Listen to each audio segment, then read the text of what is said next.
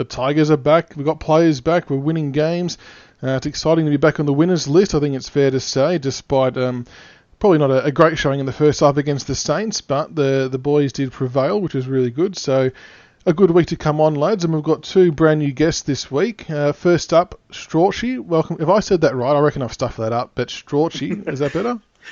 Yeah, it goes by Strauchy. Strauchy, okay, Strauchy, all right, because I was going to just add an N in there and call it Strauchy at some point as well earlier on today. So Strauchy, welcome to the show, mate.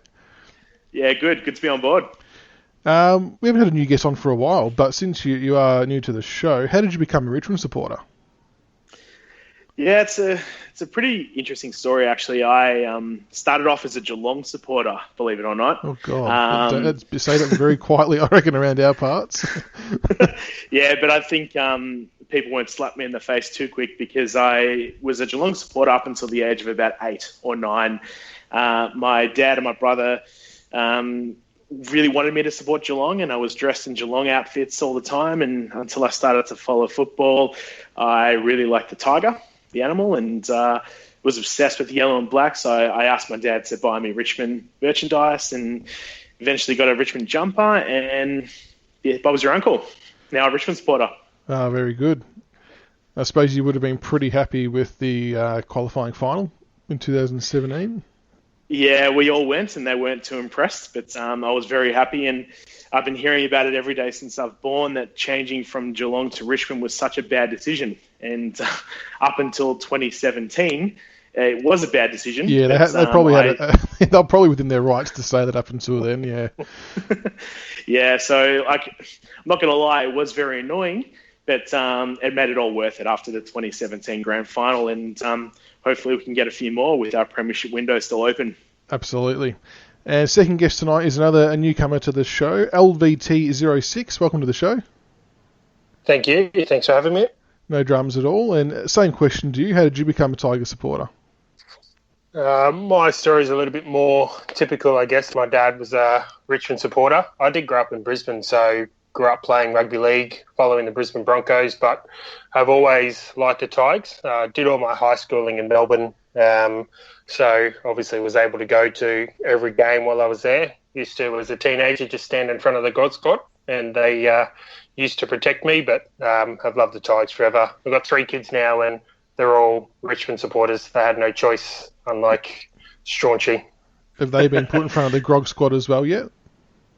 They have heard them singing, yes, but we haven't sat there for a whole game.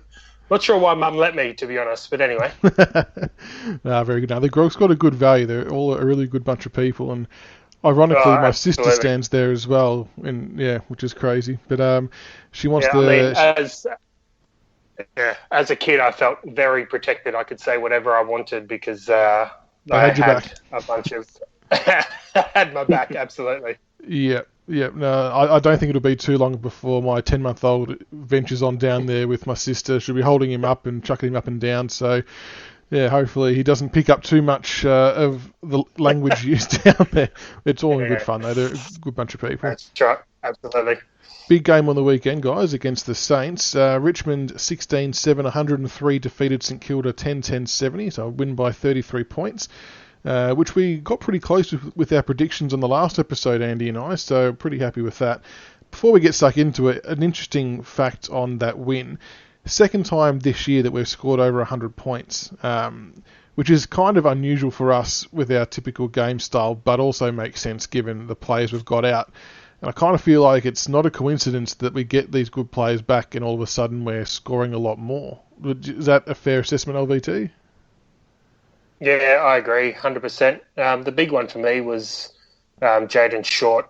Even though he had no tackles, I did read that he had over 700 metres gained. Is that right? 700 metres? Yeah. So off 22 disposals as well. So he we had so many forward entries, and in the last quarter, it really just started to pile up, and they just couldn't hold us anymore. Were you concerned at any stage strategy? St Kilda obviously got out to a 4-goal lead and a 3-goal lead in the first and second quarters respectively, but we managed to peg them back. Was there any stage where you thought it could get ugly for us again? Absolutely. I'm not going to lie. Pretty much it was one of those danger games for us where you'd expect to win, but these are the type of games that we absolutely cannot afford to lose, as I've mentioned many times in our forums. Yep. And when they did start very quickly, this was another case of here we go again. But what I was very impressed with was our willpower to win the ball back. And I think they kicked the first 3, and then we got the next 3, or something along those lines. And then they got the next 4, but we still came back. And that's what Richmond have been like the last few years, always never giving up, which unfortunately we have seen multiple times this year. But with our good players back, it actually made a very good difference. And it's interesting because even though they did kick ahead, like you said, the big difference between us this week versus, say, like the Western Bulldogs game, for example, was our intent was there and our hunger was there. So you could actually see what they were trying to do. And you I always kind of felt it was just a matter of time before we were going to get a couple of goals on the board. I didn't feel like that we were sluggish and that they were on top of us. I felt like we probably had the control of the play for most part, but they just got a couple of really good counter-attack goals. Yeah, I agree 100%. They kicked 7 goals straight up to half-time. Why does it happen to us against crazy teams? I know, every time. So I kind of, even though I don't know what the stats were, but I felt like we were forward 50 more than what they were. We just couldn't convert like they could. Yeah, we just seemed to waste it going inside 50, which has been a bad habit. The other key stat which we've been getting smashed on the last few weeks was contested possession, and we won the count by +9. I know it's not a big number, but it's better than the -20s that we've been copping in previous weeks. Such a big factor when you get someone like Cochrane back in the team. He doesn't need to rack up 30 touches, but just his hardness around the ball, Jack Graham in and under. I just think those kind of guys, and having Edwards back in the middle too, really help with our contested possession numbers, Strauchy. Yep, I agree. Jack Graham, especially, you mentioned, is a type of player that every time he gets the ball and does something really good with it, I always clap and I'm always like, geez, that is just unbelievable. Like, he did really well there. He's only like a second or third year player. But then there are times where he does make a critical error. And that's always going to happen with a young player. We sometimes forget that Graham is only, I think, 21 years old. Yeah. And in saying that, he's only going to get better. And I think he's a very important part of our midfield going forward.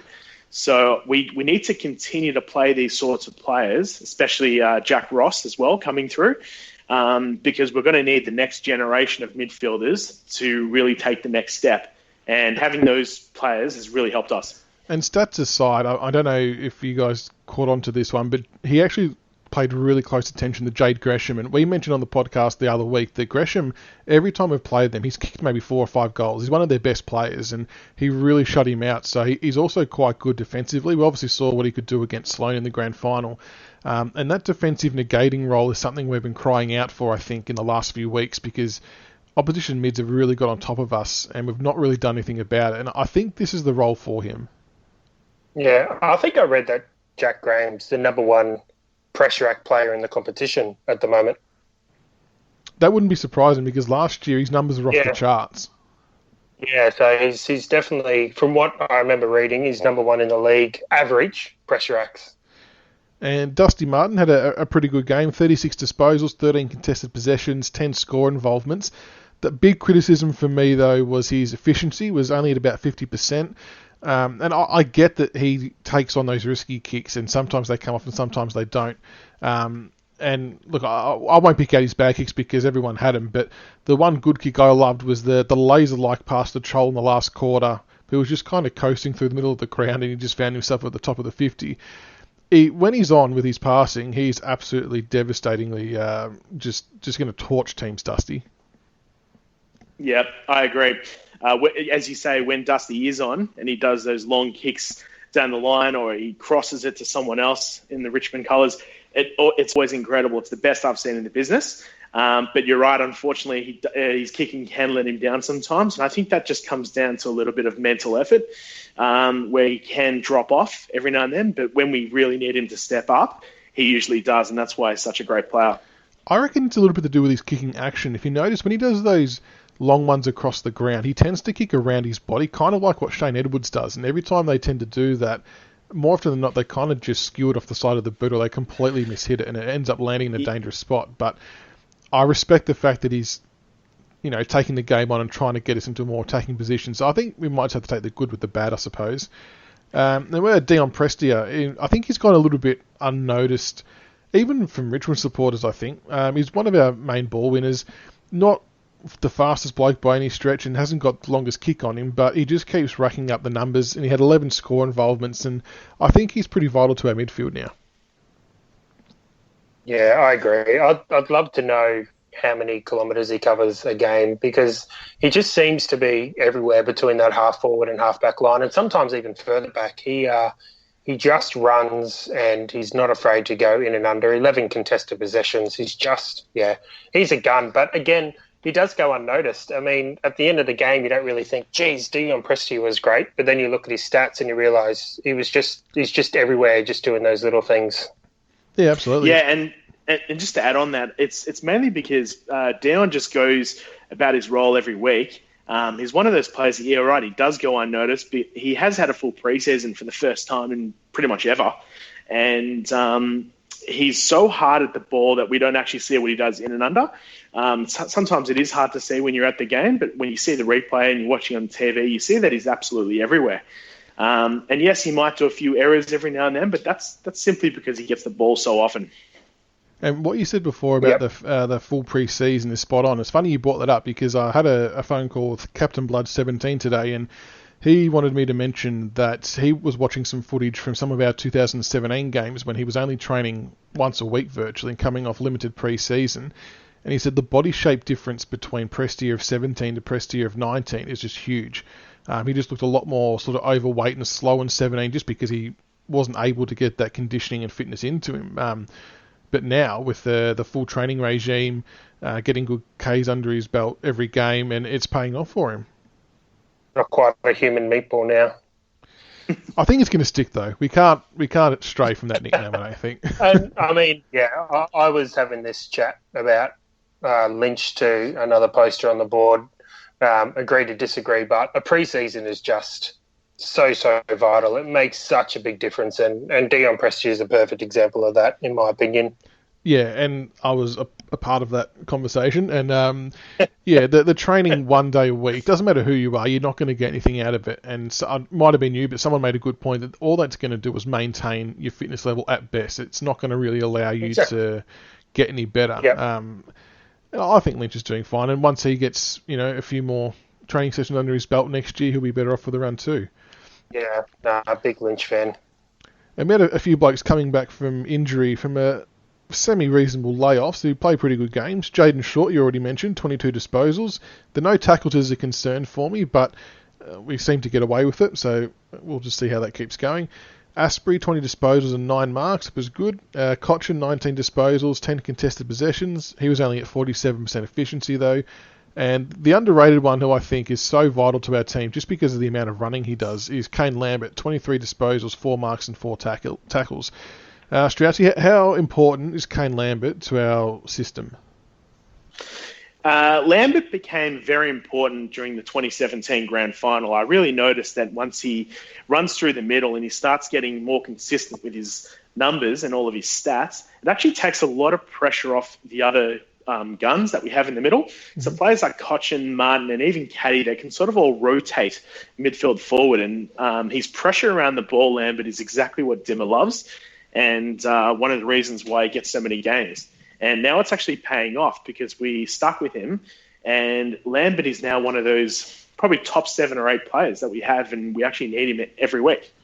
And what you said, spot on. What he does is release the pressure off a Dusty or a Cochin or someone like that who can become a bit more free and more damaging, because you can't not pay attention to Kane Lambert if you're the opposition. So very, very glad to have him back in the team. And the last 2 guys I want to talk about, I think they're pretty obvious ones, and we had to leave them till last. Chol, I know he hasn't played a lot of games, but by far his best game for the club. 16 disposals, 9 marks, 2 tackles and 3 goals. And obviously Sydney Stack, there's nothing that he can't do. 15 disposals, 5 marks, 4 tackles and 4 goals. I'll start with Chol first, LVT. What did you make of his game? Oh, I loved it. 2 phones. I feel like the biggest thing that we've missed from Nankervis is that run around the ground. And I just felt like he provided. He just ran straight lines, straight through the middle, was helping out forward, was helping down back. Just seemed to fill a hole. Whenever Saints were kicking it in long, he was there. Whenever we were kicking it in long, he was providing a contest. So, yeah, I thought he was awesome. Loved his game. He's a Brisbane boy as well, so he's one that I've kept an eye on, and I'm super happy he's playing. It's taken a while for him to get his opportunity, but yeah, I think his marking power was really good. And as much as Soldo is undoubtedly the better tap ruckman out of all the ruckmen in our club, he doesn't offer that same presence around the ground that even what Chol offered, and even Bolter to that extent as well. But I think just on the limited, game time available, it seems like that Chol reads the game a bit better than Bolter at this stage. I think Bolter's maybe a bit more raw in that aspect. I think they've got to persist with him. He seems more calm, I guess. Bolter's like he's going, he's always bolting, I guess, like at 1,000,000 miles an hour all the time, similar to when Rance was young. Yeah. Whereas Chol just seems calm and just falls into the right spot. So I think we absolutely need to persist. I loved his game. Yeah, I just want to add something quickly on Bolter and Chol. I'm glad that Chol's playing well at the moment. I really do hope he does keep it up because with his athleticism, I think he's got so much potential. With Bolter, as you said, Lim, he reminds me so much of Rance when he started. I have almost never seen Bolter do something that's not is unorthodox like. He's always doing strange kicking. He's always running in weird directions. It feels like he needs a little bit of time to get used to how the game works. And I think he could be absolutely anything, but he definitely does look quite raw. And I think he's been gifted a few games mainly because of our injuries. And I feel as if he works his ass off really, really hard now, I feel like he'll come back really, really good towards the end of the year and 2020 onwards. I just hope that we can't turn him into a defender though. That's my only concern. Yeah, I agree. He looked lost in the defence. But look, in saying that, in the fourth year of Rance, if you go back and have a look at the board, they didn't know where he was going to play. We tried him forward, we tried him back. He just looked lost. And I think Bolter's quite the same. So it'll be interesting to see his development over the next couple of years. And Sydney Stack, the man of the moment. I don't know about you guys, but when I didn't sort of pay attention to the starting lineup because I was busy doing stuff, but then when the ball goes into our forward line in the first few minutes and I see Stack there, I'm like, he's either worked really hard to get down to this contest or he's playing as a forward. And sure enough, he's playing as a half forward and bobs up and kicks 4 goals. Yeah. I love Stack, mate. It just, yeah. Yeah, it's an interesting story with Stack. I'm willing to admit that I didn't notice how good he actually was up until probably about round 10, round 11. I started to get on the bandwagon. But when he did debut, I know he had a great game, but I was so damn pissed off with that loss against the Giants, and we weren't playing well. It went a little bit unnoticed, and I kind of didn't care too much about how the rest of the team were playing. And then I actually started to watch him, and I saw everyone was posting about him. I'm like, is he actually that good? And I'm willing to say that he's actually one of our best players right now because he's honestly just absolutely killing it. It's not just what he does on the scoreboard or his interceptions or anything like that. It's every time he gets near the ball, he always does something good. And something positive is going to come from it, whether it's a smother, whether it's a strong tackle. Richmond always get the play. And it's always as a result of him. So he's that damn good that we actually put him forward because we didn't have anyone there at the time, and it worked.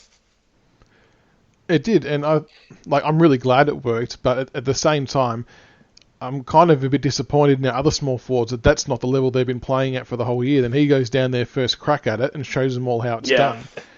He really led from I the just front. don't think anyone can. Yeah, no one can play at his level. He's one. Apart from Dusty, when he gets near the ball, he's one that I have to stand up because I just know something good's going to happen. And he's the kids love him. Him and Dusty are their 2 favourite players now, easy. And, it's just been Dusty alone for so long. It's crazy what this kid, a kid has come in and done. People just, love what he does. He's the hardest player Richmond's had in a long time, in my opinion. And the good thing is he doesn't showboat, doesn't lair rise on the ground with the ball. He just does the basics extremely well. Yeah, 100%. Love it. And what are both your thoughts on the number 44? Surely he's got to stick with it. He's turned into a cult number overnight, basically. He can't change. I reckon he's got to be number 44. Yeah, has to stay. I did see someone on Twitter put, I'd love to be selling the number 4 for Richmond, because the number 44 and 4 would be... killing it. Yeah. Speaking of the other number 4, it's a question without notice, but it's okay if you can't answer it fully. CB17 also wanted this question to be posed. I think this is more for an end-of-year type question, but at this stage, is there a chance that Stack has had a better first year than Dusty? Yeah. Yeah, 100%. I was listening to the official podcast today, and Tony Greenberg was saying that he thinks Sydney Stack's season is the best first season since Royce. Wow. Which is a huge fall. But, I mean, in terms of pure impact and, putting the team on his back, I think Sydney Stack's done that better. And Delidio won a rising star, but just in pure impact, I think, in my opinion, Stack's the best first-year player I can remember. Yeah, it's a good point. I think he probably has the edge. But in saying that, when Dusty had his first year, I remember the first game he actually played was a practice match against Hawthorn. And I actually went to AC/DC concert that night, and I came home and I was so excited and I was buzzed and I had to watch it. And he was literally everywhere. And I said from the first second he got the ball, I knew he was going to become a good player.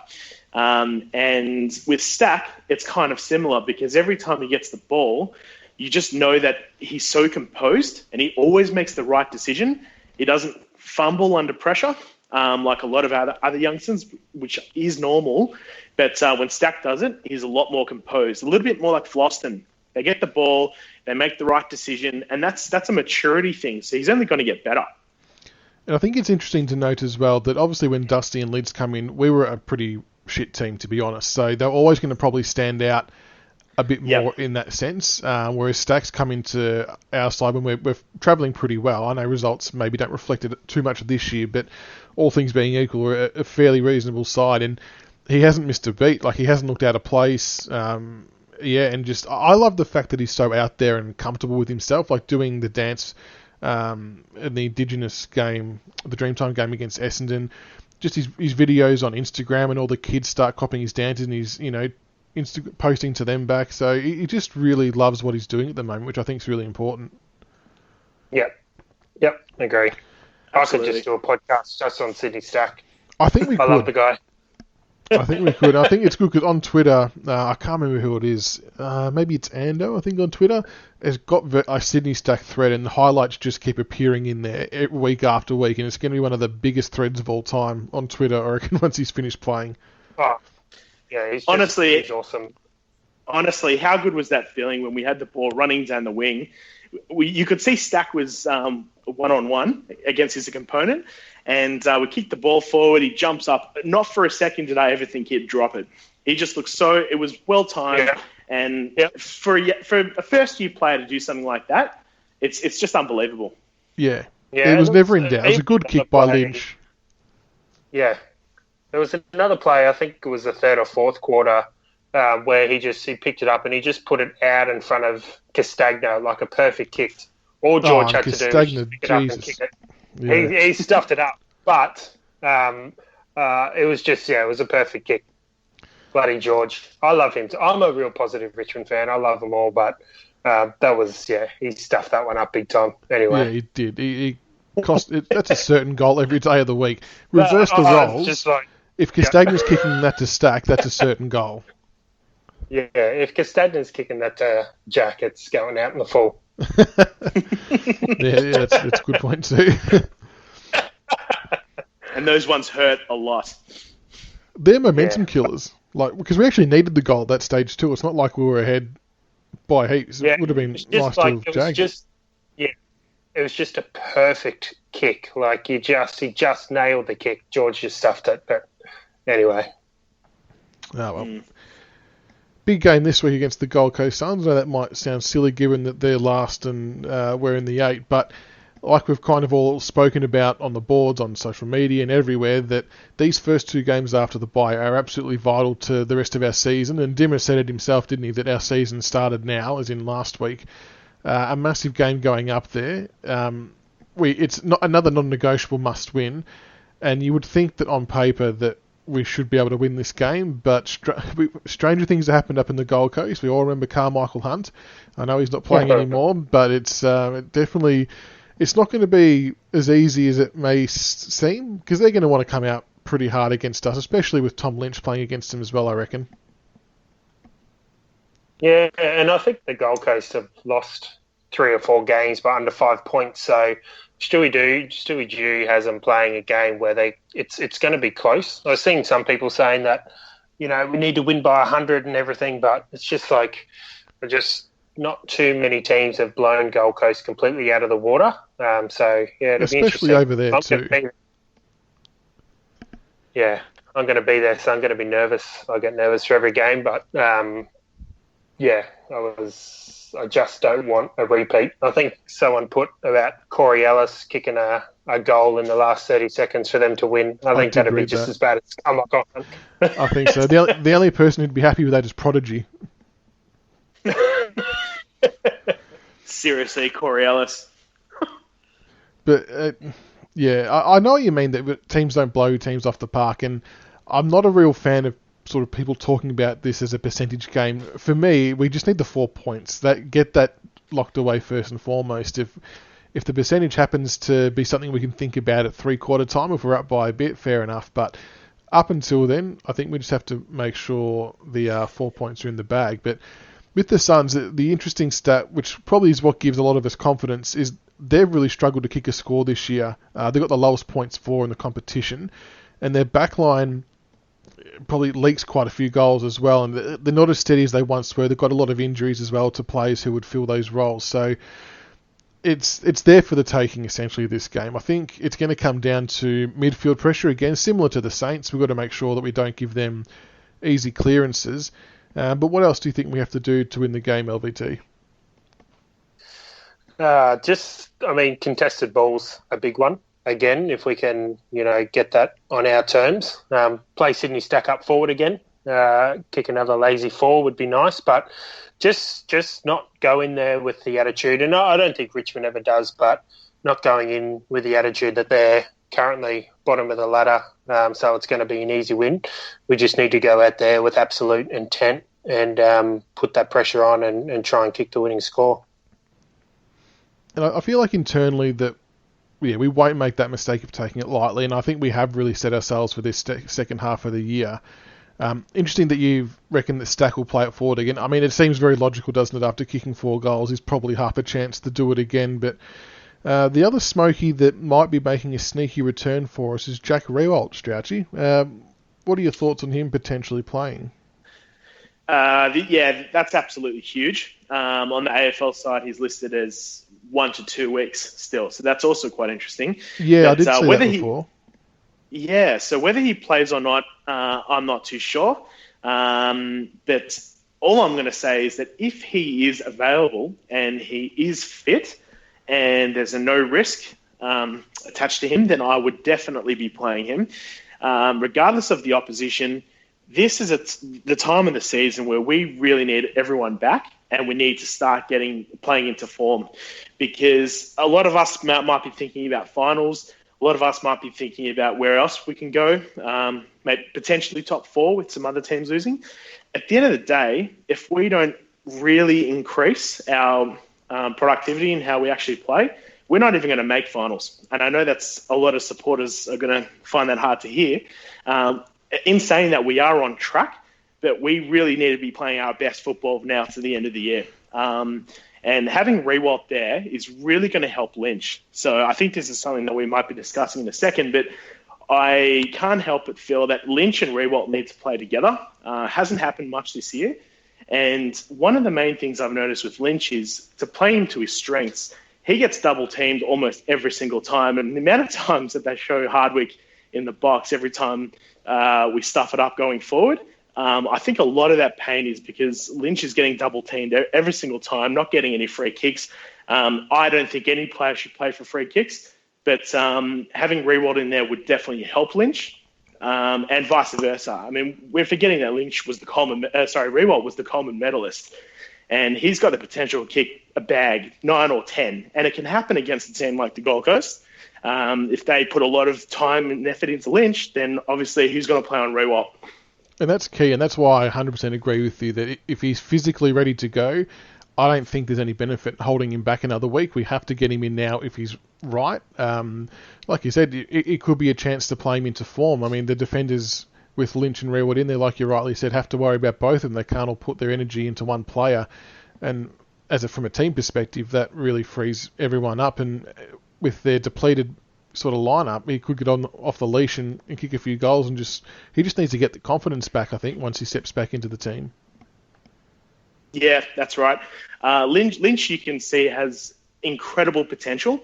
I didn't see that much of him at the Gold Coast. I didn't see too many games, but from what I did see, when he was in form, he was such a good leap at the ball and ran up the ground. Yes, he hasn't had a preseason at Richmond, but once he understands our system better, I think we need to play into his strengths, running, marking up the ground, kind of like what Rewald does. And I feel like he's got it. He can do it. And he's shown little signs of that this year. But unfortunately, he hasn't had much support. And I think the large reason why we haven't seen that earlier is because if he does that, he's then got no one to kick it to when he turns around. So by having that other forward there, I think, I agree, him as a lead-up forward is his game. And when he has done it on those rare occasions, he's done it really well, and we've looked a lot better for it. But we've just broken down a little bit with that next kick. But Jack coming back in, hopefully, will fix that issue. Some of the other key matchups, the ruck's going to be the biggest jewel for the day, I think. Jared Witts, while not one of the big household names when you sort of talk about ruckman, he does a pretty good job with tapping the ball and giving his midfield first use. Around the granny, maybe not so much, but Big Ivo and Solo's going to have his work cut out. So Witts last week, I think he had 55 hit-outs against Sydney, although Sinclair did come off injured for the Swans, so you can't read into that too much. But it still stands that we can't afford to let Witts give the Suns midfielders first use of the ball, especially with the 6-6-6 rule. And so, I don't know, for me, Soldo just has to be able to compete and hold his own LVT. Yeah, I think, and that's the one thing Soldo can do, to be honest. He can tap. I mean, Witts was playing against Alir, I think, in the ruck for most of the game last week. Soldo and Witts are quite similar in regards to not offering too much around the ground. So I think it could be quite a decent contest. And look, we're used to playing off a ruckman. To be honest, that isn't the best when it comes to tapping. So Dusty and co are more than used to it, and we'll just feed off whoever taps the ball down.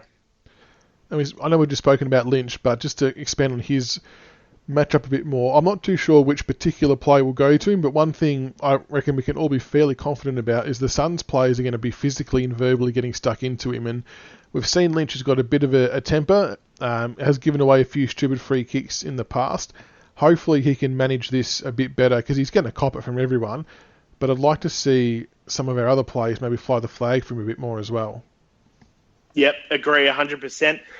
When Dusty's down there in the forward line, or it plays, especially players like Caddy. Caddy's got such a physical presence with his body. He needs to stand up for Lynch. I know he will, but our boys need to give it to them twice as hard as they give it to Lynch. Yeah, exactly. And if there's any chances to give him an easy goal over the top with a handball, I think we need to really get him involved in the game, get a few goals for him early, hopefully, and really get the confidence up. Yeah, agree 100%. The other big matchup is going to be the two former Richmond players, assuming neither of them get dropped, Miles and Corey Ellis, playing against Richmond. Now, Miles, we all know he was a good player, and he's been doing really, really well with the Suns, and all the best to him. His tackle numbers are up, getting a lot of the ball. And to be honest, he's the one who could cause us a lot of issues in that contested number part of the game. Do we send someone like a Jack Graham and go head-to-head with him, LVT? Look, I'm a Miles fan, but I'm not I think he's just doing what he did when he came into the Richmond side. He does get the ball. He does, he's a contested beast, but he's not really damaging with these possessions. It would be interesting to see whether Jack Graham runs with Miles, but I don't think he'll be tagged. I think it'll be a him versus him type situation where they both just go at it and just try and get that contested ball. And what about Corey Ellis? Bit of a whipping boy for us, as we all know. Look, to be totally honest, I'm not really worried about him cutting us up. But you know what it's like when you play against your old team. You always try and find that extra bit, don't you? Yeah, so he might go from 7 to 10 possessions. Not worried about Corey at all. And the other final matchup is probably a dual matchup. I know I mentioned Graham before, but on my notes I've got it could be Graham and Cochrane versus Swallow and Will Brodie in a contested football kind of slog out.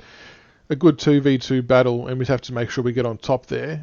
Will Brodie's an interesting one because he's one that I know a lot of supporters wanted us to draft him early on in his draft year and even potentially trade for him in the years prior, but he's winning a lot of the hard ball, and Swallow we know is a bit of a tough nut. I don't know. I don't think he would out and out tag him. I think we have to back our guys to go head to head. But if one of them start to get on top, do we have to make moves, or do we just back our star-studded lineup in? I think it'll depend on the situation of the game. If we're in front by, let's say, 20, 30 points, I feel as if we will back in our mids. So I don't think it'll be too much of an issue. I mean, Swallow can be quite dangerous. I don't feel like Swallow gets, the 30-odd touches a game. I feel like he's got maybe 22, 23, but everything he does is quite effective. So he could be quite damaging. Players that can hurt us quite a lot, the ones we probably won't put a lot of effort into. So players like Took Miller, I've seen him do quite a few good things this year. I think these outside players are the ones that could get quite a lot of run. Mentioned before, Miles, I'm not too fussed with him. We all know what he's like.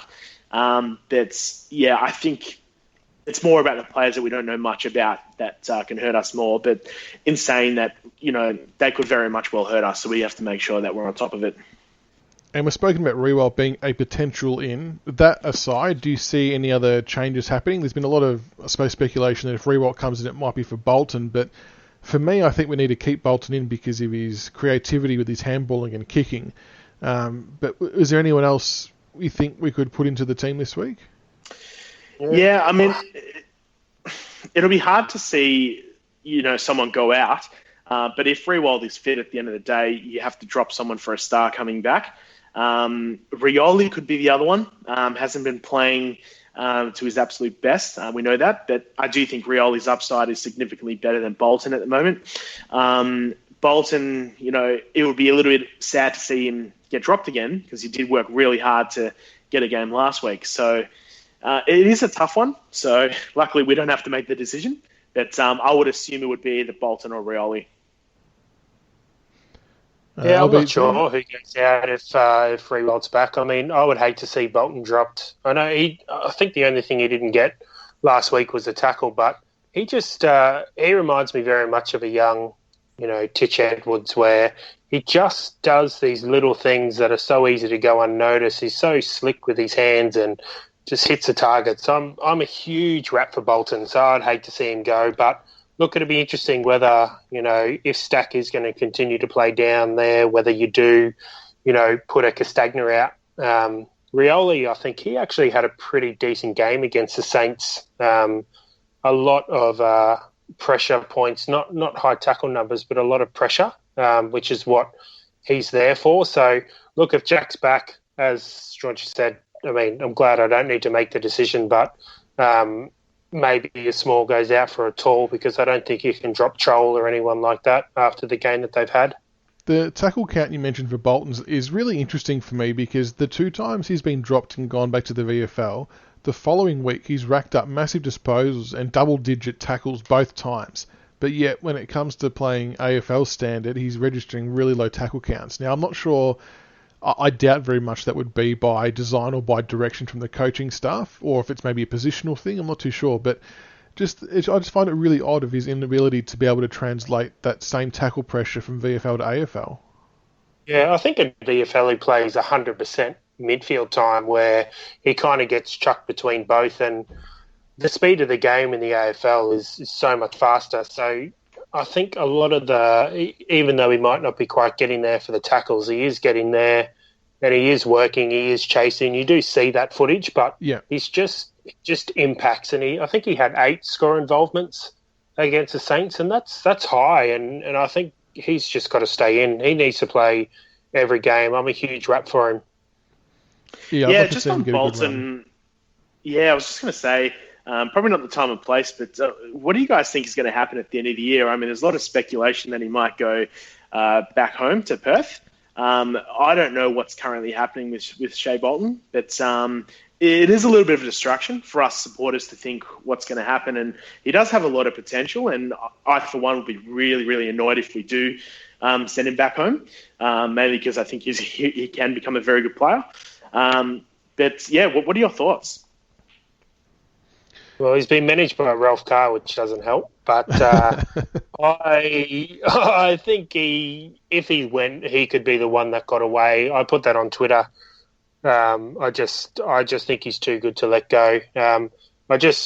Some people aren't a huge rap for him, especially on the board, and I get taken aback a little bit just because the stuff that I see him do is just, so small but so significant. The way that, he's there and he's a link-up player and he's strong through the hips, and, I'd hate to see him go, but if he does, I think it would be Ralph Carr's doing.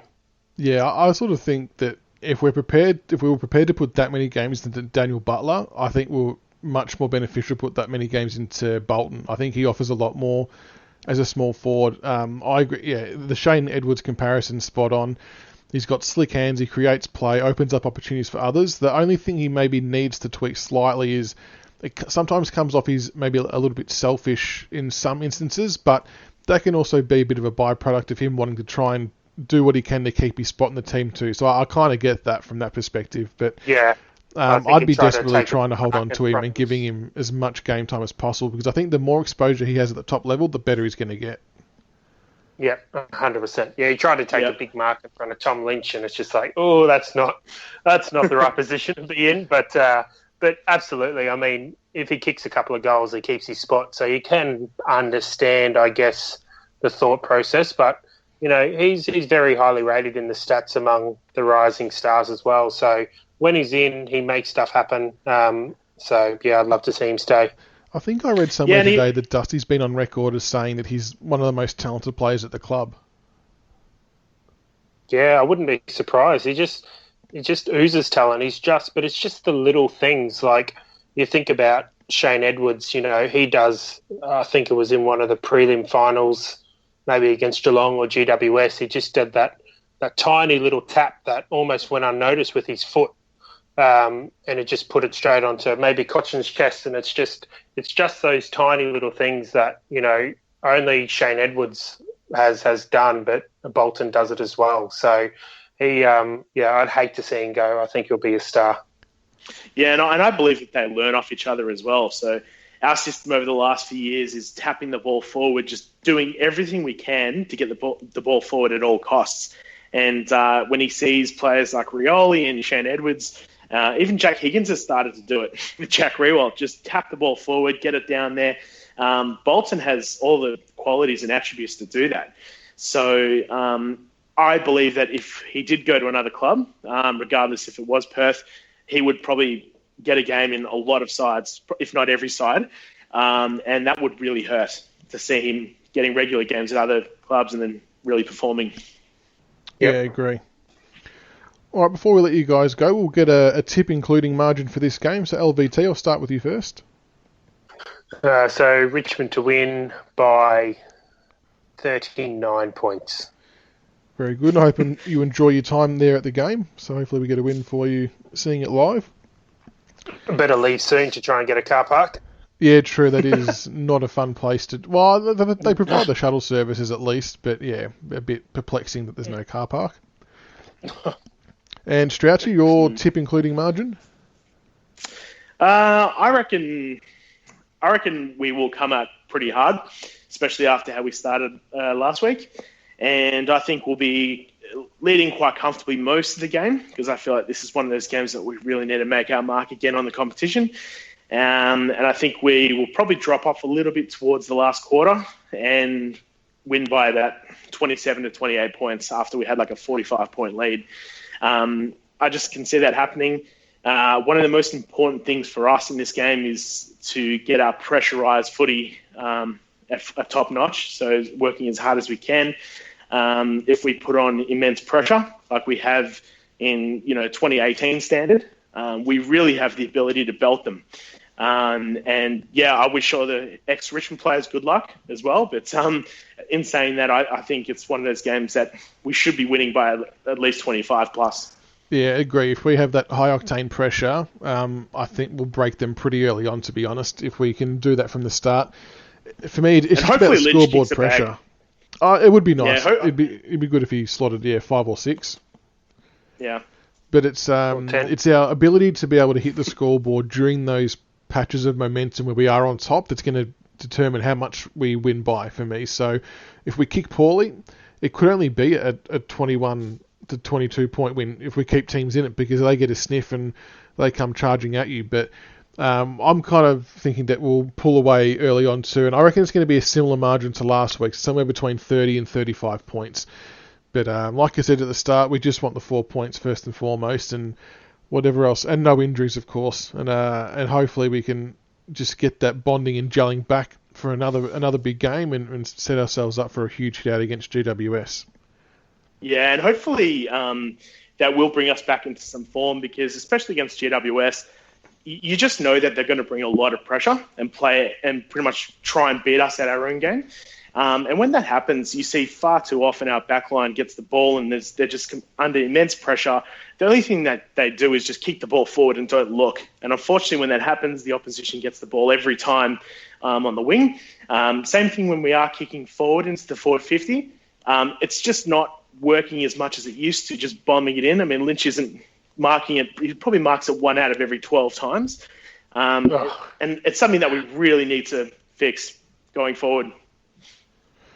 And I think we'll definitely address that. And getting Jack back, hopefully this week, will address those issues. And also make sure everyone keeps an eye out for the other games in the round, because there's a lot of games sort of around with teams versing each other in and around where we're on the ladder. So no matter what, if we win, we're going to jump above someone this week because of just how the matchups go. So it's a good round to get 4 points and just watch other teams belt the crap out of one another. Yes, please. Yes, agree. All right, Strauchy and Lvt06, thank you very much for coming on tonight, guys. Appreciate your time. And until next time, go Tigers. No worries. Thanks for having me.